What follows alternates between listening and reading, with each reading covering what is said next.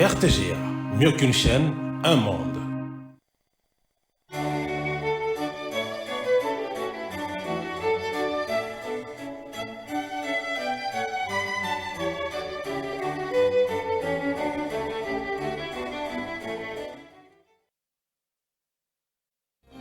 Ce journal vous est offert par Tango Protection.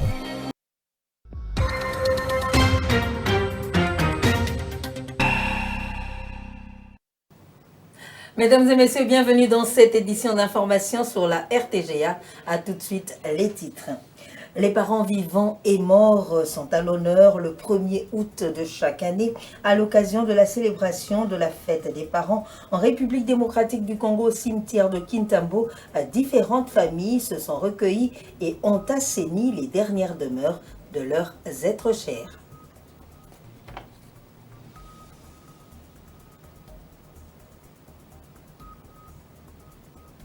La première réunion du comité mixte de surveillance de l'accord de paix RDC-Rwanda à Washington a été marquée par la désignation du présidium du comité, les termes de référence qui régiront les futures réunions et les progrès réalisés dans la mise en œuvre du dit accord ont été à l'ordre du jour.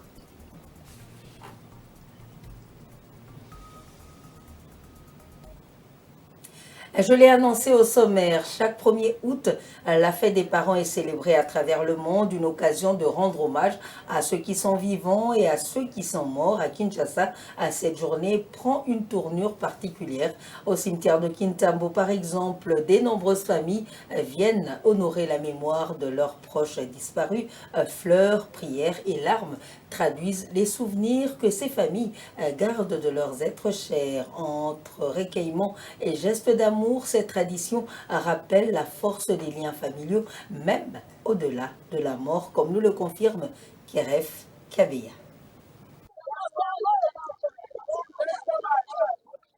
Dans ces lieux habituellement silencieux, les allées résonnent aujourd'hui de prières, de larmes, de souvenirs et parfois même de sourires. Les familles, souvent réunies autour d'une même sépulture, partagent un moment de recueillement. Certains évoquent le souvenir heureux, d'autres murmurent de mots d'amour ou de pardon. Ce pèlerinage annuel est pour beaucoup une manière de rester en lien avec ceux qui les ont précédés et de transmettre à la jeune génération le respect dû à ceux qui sont partis. Je suis venu visiter un cousin, un proche qui était un proche en fait, un être aussi très cher pour moi. Donc voilà, je suis venu lui rendre visite. Cela va prouver mon amour pour lui, pour dire que malgré la mort, ça n'arrête pas l'amour. Il est tellement si important pour moi en étant vivant ou mort. Donc voilà, je suis venu lui rendre visite. J'espère que là au ciel, il me voit. Il voit que je ne l'ai pas oublié, je ne l'oublierai jamais. Déjà, pour tous ceux qui ont perdu le proche, les êtres chers, je tiens tout d'abord à leur présenter mes sincères condoléances. Je sais que c'est dur parce que ça m'est arrivé aussi. Le premier, c'est une journée spéciale parce que ça nous apprend un peu beaucoup de choses. Beaucoup de choses qui nous libèrent profondément, tu vois. Il faut toujours venir les visiter, prendre soin d'eux, arranger l'espace et faire en sorte que ça soit propre. C'est comme ça que ça se passe. Mais cette journée ne se limite pas à la mémoire des morts. C'est aussi une occasion pour honorer les parents encore en vie. Après la visite au cimetière, certaines familles se retrouvent autour des repas, des gestes d'affection ou des cadeaux. Une double célébration donc. Pour les absents qu'on n'oublie pas et pour les vivants qu'on chérit. Une tradition pleine d'essence où l'amour filial s'exprime dans toute sa profondeur.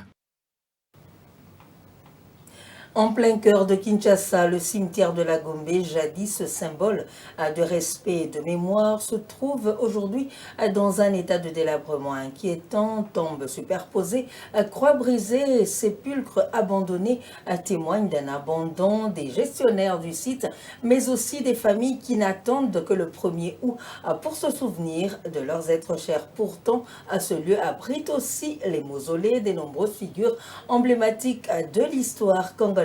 Chaque 1er août, la fête des parents y révèle le contraste criant entre le devoir de mémoire et la réalité du terrain. Un appel silencieux à la réhabilitation d'un patrimoine funéraire en péril. Encore une fois, Keref Kabia.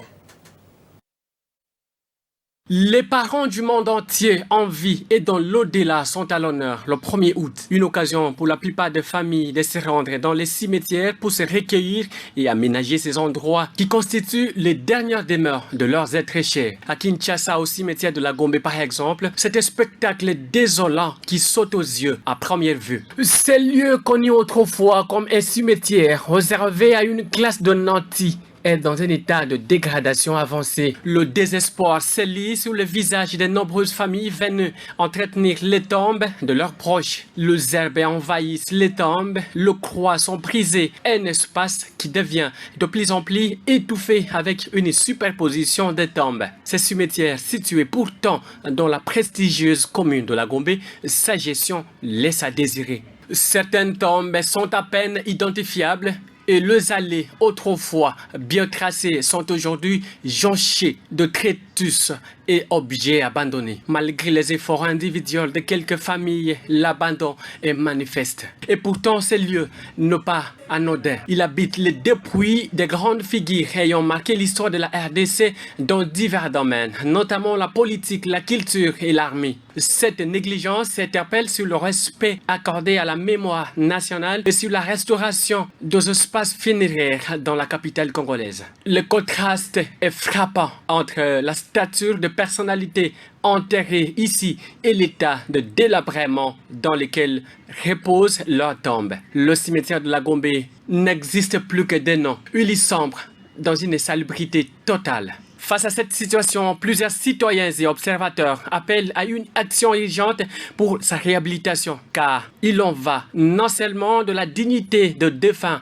mais aussi du devoir de mémoire que toute nation doit à ses illustres disparus. Un programme d'entretien régulier, une meilleure organisation de services funéraires et une implication des autorités urbaines pourraient redonner à ces lieux son prestige datant. Redonner vie à cet espace, c'est aussi restaurer et pas important dans l'histoire nationale, car une nation qui oublie ses morts court le risque d'oublier ses repères.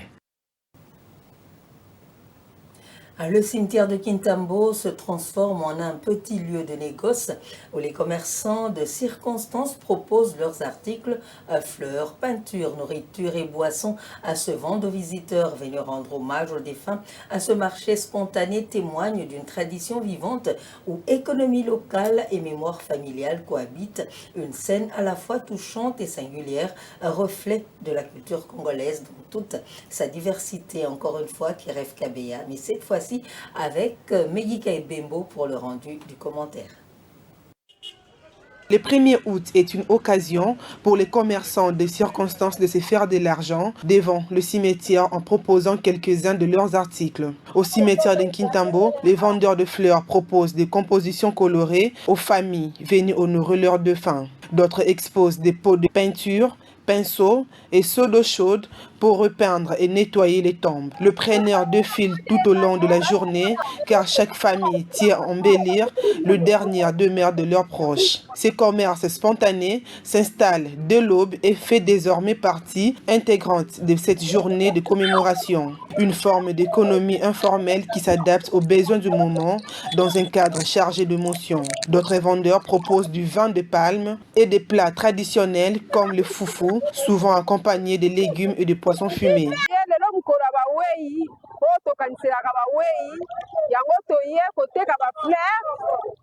Na elembo ya kolakisa ke tolingaka bango yango toye kotala bango bafleur na biso tozoteka 1000 francs na tionka 1000 francs po koteka eza te ngasa msala simtia abonsa bato moya bavena so akenda bapea bamea na biso akoka bakoko na biso akenda tolamuki kumisa nzambe pesa na meme ati amichonga na sala po ya susi na tosala bano na biso kuna liboso kuna. Après le recueillement, certaines familles s'assoient pour partager un repas, renouant ainsi avec les vivants autour du souvenir de mort. Le cimetière devient alors un lieu de vie où se croisent prières, rires et gestes commerciaux. Cette ambiance particulière donne à la journée une atmosphère à la fois solennelle et populaire. Pour les vendeurs, c'est aussi une occasion de faire quelques revenus en profitant de l'affluence exceptionnelle. Ainsi, entre spiritualité et économie de proximité, le cimetière de Kintambo devient un lieu de convergence humaine aux multiples visages.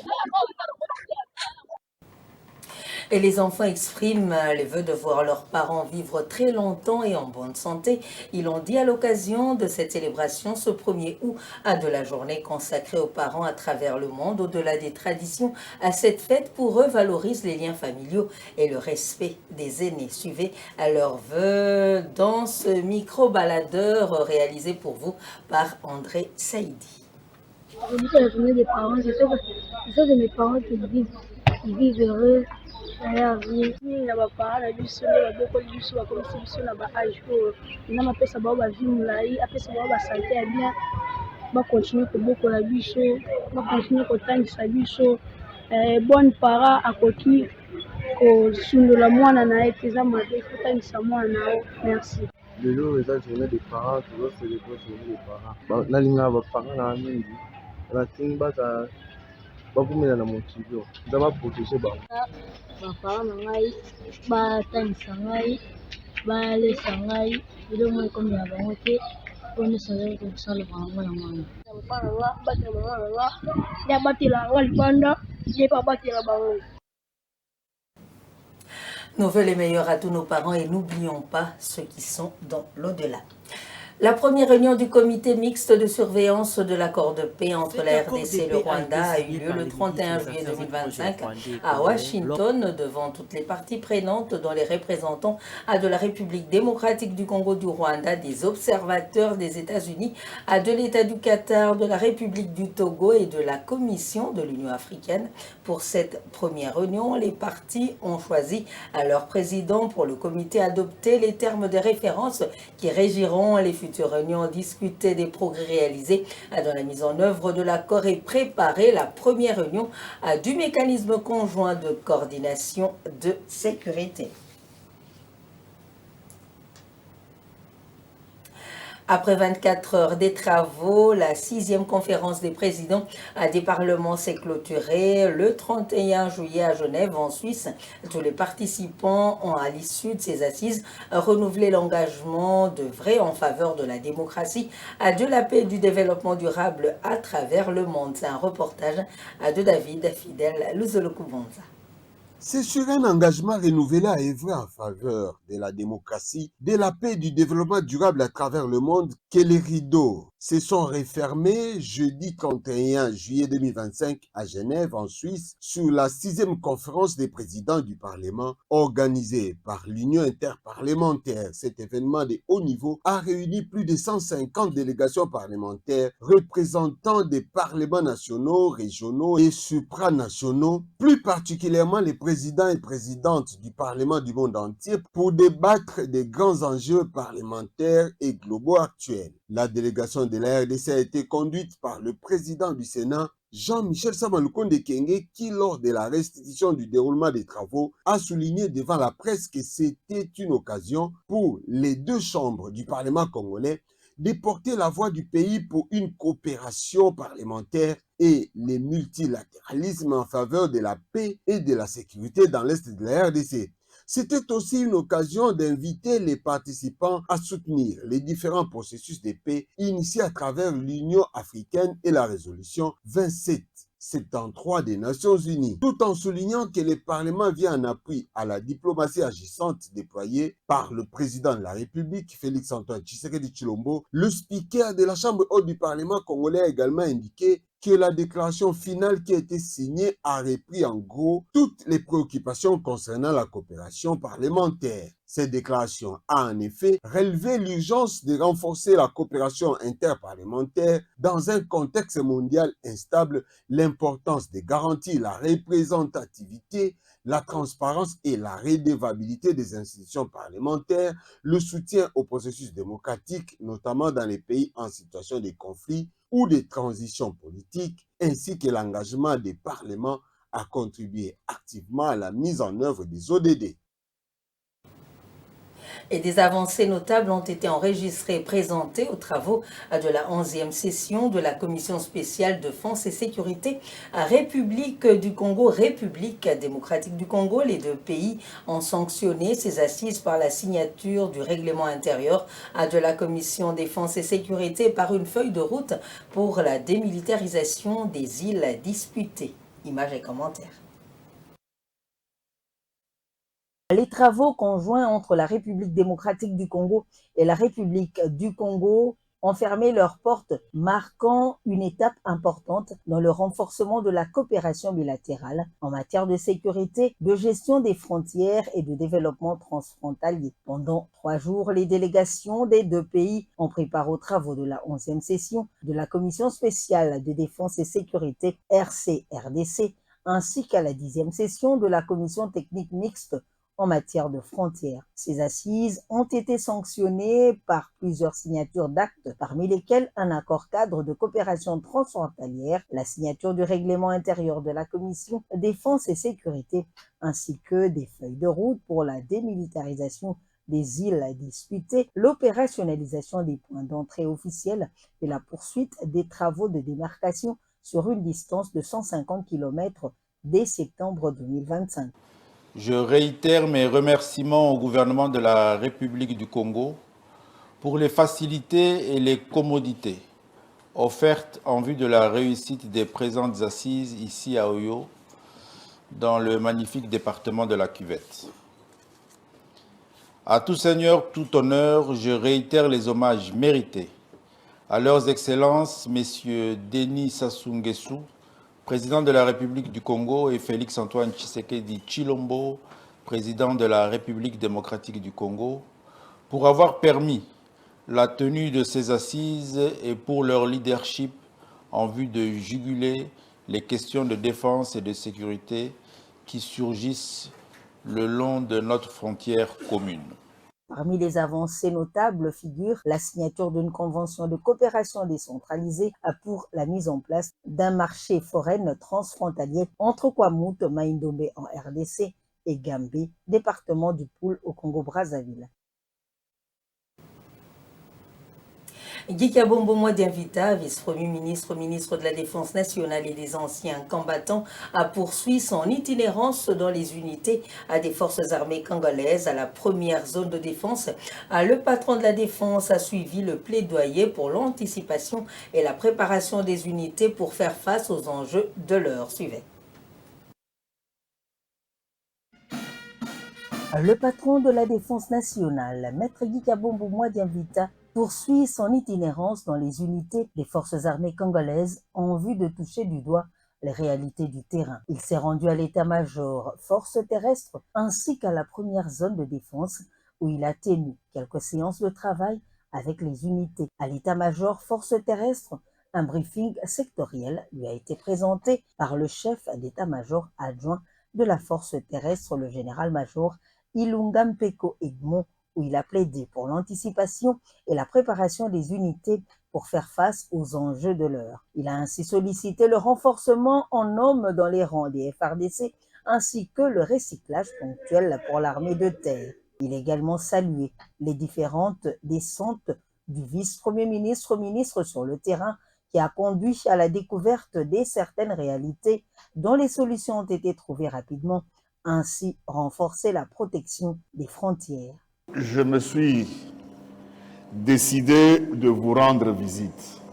J'ai voulu me rendre compte moi-même de vos conditions de travail, mais résoudre aussi en même temps quelques problèmes aigus, les problèmes les plus urgents. S'en est suivi la visite des locaux du bâtiment administratif où le patron de la Défense nationale, Guy Kabombo, invita à échanger avec le personnel administratif, brisant ainsi le plafond de verre. Il s'est dirigé par la suite aux installations de la première zone de défense où il a inauguré les installations rénovées de commandement et de contrôle, première zone de défense. Un briefing opérationnel de la première zone de défense a été à l'ordre du jour, animé par le commandant de la place, le général-major Chico Chintambo. Rappelons par ailleurs que la mission du ministère de la Défense nationale se fonde dans le trinôme FEC, à savoir la formation, l'équipement et le casernement des forces armées de la République démocratique du Congo. 747 personnes, dont 27 femmes, 14 sacs de chanvre et plusieurs bidons d'alcool. C'est le bilan de la patrouille mixte FRDC-PNC organisée le 31 juillet dans les différents ports qui longent le fleuve Congo. Cette moisson a été présentée par le commissaire provincial de la police nationale congolaise ville de Kinshasa, le commissaire divisionnaire Israël Kantou. David Fidel Zoloku-Bonza nous en parle. Sur instruction de la haute hiérarchie militaire et policière, le commissaire provincial de la police nationale congolaise, le commissaire divisionnaire Israël Kantou Bakoulou et le général des brigades Thierry Ilunga, commandant second de la 14e région militaire et commandant intérimaire, ont mené une patrouille mixte FRDC et la police nationale congolaise pour sécuriser les différents ports qui longent les fleuves Congo. Sur base des renseignements bien fournis, les forces de l'ordre ont organisé ces bouclages au regard de plusieurs cas d'insécurité et de banditisme signalés sur les avenues Poiloux, Flambeau et le centre-ville de Kinshasa. Bilan de l'opération, 747 personnes, dont 27 femmes interpellées, plusieurs bidons d'alcool indigène et 14 sacs de chanvre saisis. Les meneurs bien connus ont transformé les ports en refuge après leur forfait, raison pour laquelle l'opération y a été menée. Les suspects ont été acheminés au quartier général de la 14e région militaire afin d'être identifiés. Nous allons aller vers la population. Il y a provoqué baza kubika malamu te na mabongo na biso te bakonzi balobaki bazaki mikano pinga ya biso ya arme na ya polisi tosangana po tomeka kotala mabongo wana soki ya solo bato ya mabe oyo tomisa kolonso bazalaki nde oyo yango moni tokendaki lobi ntongo yango tosi bango toyinaka kokanisa bakati bazali wana bakuluna bazali babraker bazali bavola meme bazali tokotala ka ya moko na moko. On a continué à soutenir, on va concerner beaucoup plus, on va répondre à l'acte naturel. Visiblement, le commandant de la PNC ville de Kinshasa est déterminé à imposer la paix et la sécurité sur toute l'étendue de Kinshasa, capitale de la République démocratique du Congo. Le ministre de la Justice par intérim, Maître Samuel Mbemba Kabouya, a assisté le 31 juillet à la remise des médailles aux officiers pénitentiaires de la MONUSCO en présence de la représentante du secrétaire général de l'ONU en RDC. Le ministre a salué l'engagement des agents ainsi que la coopération entre la République démocratique du Congo et la communauté internationale. Encore une fois, à David Fidel Zoloku-Banza. C'est pour honorer ces officiers pénitentiaires de la MONUSCO qui se sacrifient parfois au prix de leur sang pour la paix en République démocratique du Congo que le ministre intérimaire de la Justice et garde des Sceaux, Maître Samuel Mbemba Kabouya, a assisté à la cérémonie de remise des médailles aux officiers pénitentiaires ayant accompli avec succès au moins 6 mois à la MONUSCO. Cette cérémonie a eu lieu dans la salle Town Hall de la MONUSCO Itex Africa en présence de Madame Bintou Keïta, représentante du secrétaire général de l'ONU en RDC. Dans son mot, Maître Samuel Mbemba Kabouya a salué l'apport de ces officiers dans la quête de la paix en RDC et a, à la même occasion, saluer la coopération entre la RDC et la communauté internationale via la MONUSCO. C'est une cérémonie de remise de médailles au personnel pénitentiaire venu en RDC dans le cadre de la coopération dans le secteur de la justice. Et donc, tout l'honneur était pour moi de représenter le gouvernement, mais en particulier le ministère de la Justice à cette cérémonie. Et donc, je leur ai adressé un message de gratitude de la part du peuple congolais à travers le ministère de la Justice, mais aussi un message d'encouragement. C'est ainsi qu'à la fin de mon propos ou de mon discours, j'ai souhaité longue vie à la coopération internationale. Et j'ai aussi exprimé la gratitude du gouvernement congolais à la MONUSCO. Après la remise des médailles, la cérémonie a été clôturée par une séance de photos de famille. De ce reportage de Keref Kabeya parlant des vendeurs du marché à Wenzea Mitraille du quartier 1 dans la commune de Ndjili, dans l'incertitude, a depuis un temps ce lieu qui abrite leurs activités et qui les permet de nouer les deux bouts du mois et clôturer sans justification, les vouant à plusieurs questionnements face à cette réalité. Les vendeurs des mitrailles ont présenté leurs préoccupations. Ils estiment que ce marché est le berceau des pièces de réchange de toutes sortes de voitures. La présence de cette clôture pour les vendeurs est un blocage de la visibilité des pièces et pour l'avenir du marché. Un épisode compliqué pour ces commerçants qui craignent un déguerpissement à l'improviste. André Saïdi nous en fait le point. Situé au quartier 1 dans la commune d'Ndjili, le marché pirate appelé communément Wenzea Mitraille offre entre autres aux clients des pare-brises, de pneus, des tuyaux d'échappement, des jantes, miroirs rétroviseurs et plein d'autres pièces des véhicules en panne. Le marché Wenzea Mitraille est aussi un endroit sûr où les vendeurs trouvent le moyen nécessaire pour vivre, les jeunes deviennent autonomes.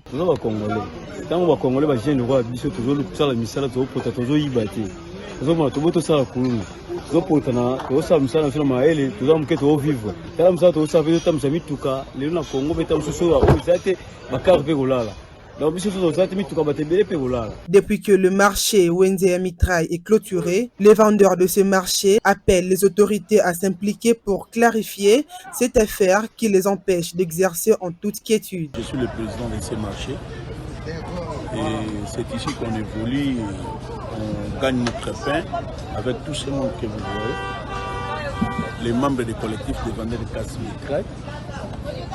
Nous vivons une situation un peu compliquée parce que nous sommes ici il y a longtemps, depuis 1991, dont on était sur terrain sans problème. Mais nous voici au mois de janvier 2025.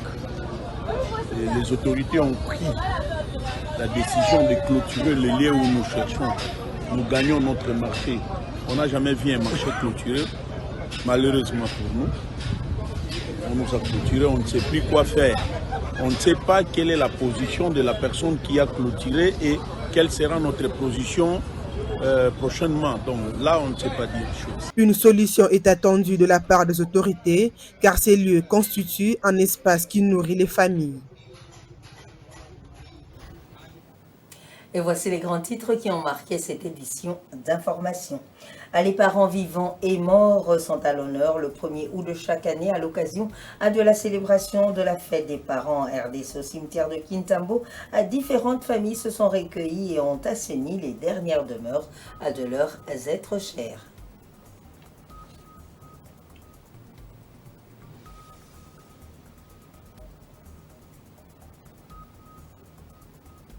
La première réunion du comité mixte de surveillance de l'accord de paix RDC-Rwanda à Washington a été marquée par la désignation du présidium pour le comité. Les termes de référence qui régiront les futures réunions et les progrès réalisés dans la mise en œuvre du dit accord ont été à l'ordre du jour.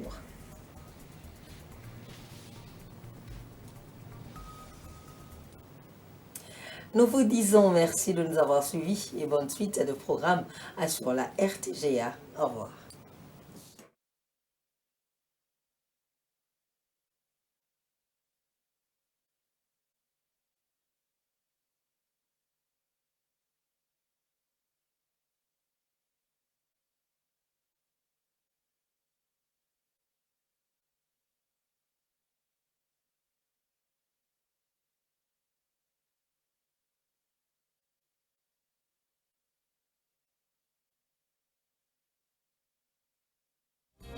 Ce journal vous a été offert par Tango Protection.